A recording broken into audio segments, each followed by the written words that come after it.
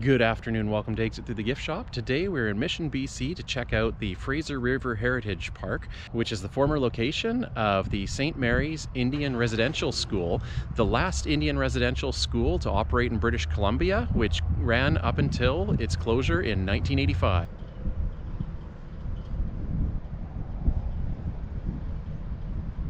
Right up here in this reconstructed bell tower is the original bell from the St. Mary's Residential School.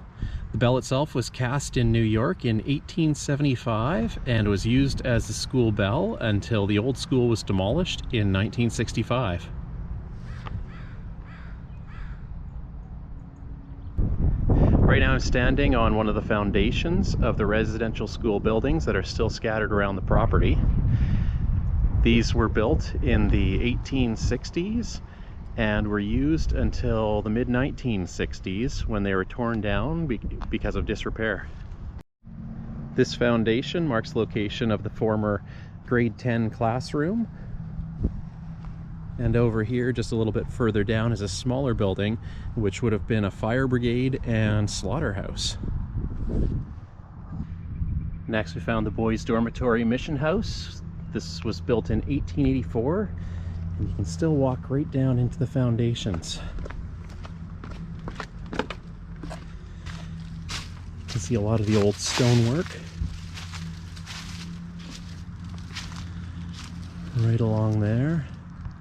And here and there you can still see a few clues about the structure of the building. Here's an old staircase that would have entered into the boys' dormitory. It's interesting, as you look around today, this park is basically wide open and green space, but if you look closer, you can see that there are quite a few buildings. At one time, this was quite a populated little area. The school itself sits overlooking the Fraser River. If I just walk straight ahead,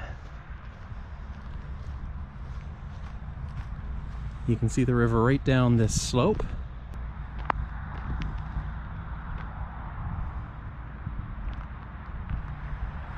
Now, right adjacent to the Heritage Park is the Oblates of Mary Cemetery, which contains some of the oldest pioneer graves in the area.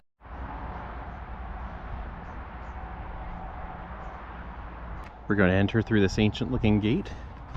Makes me wonder how old it is.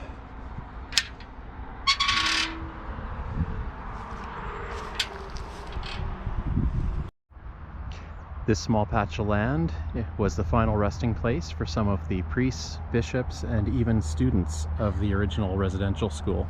Unfortunately, you can see with time, some of the grave sites have been prone to vandalism, like this one here where the headstone has been split in half.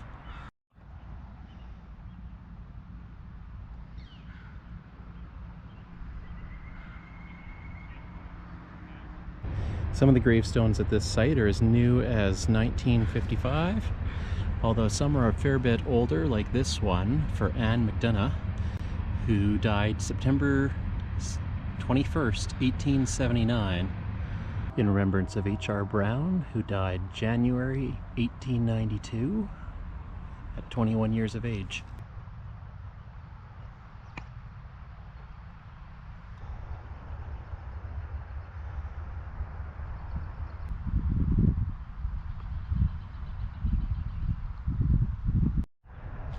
Looks like this section of the cemetery is reserved for members of the church. Brother John Mullaney.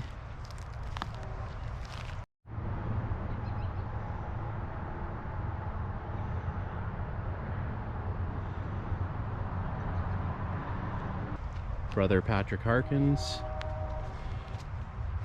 Reverend J. Wagner.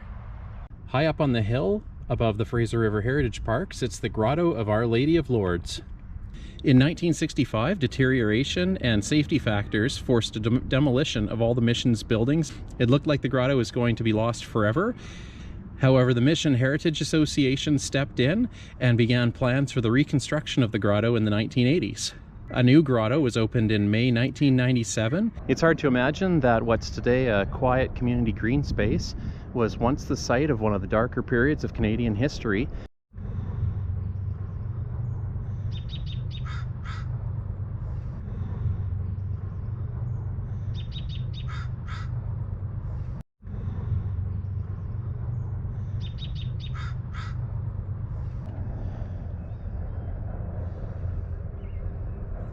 Here next to the field is the foundation of the school's gymnasium.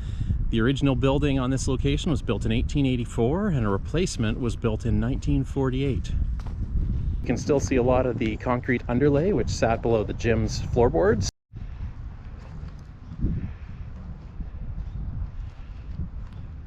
A little later in the year, we'd be able to enjoy the Ernest Jacobson Rose Garden. One time his garden had over 700 rose bushes. 300 of those rose bushes were gifted to the Fraser River Heritage Park to establish a rose garden in his name.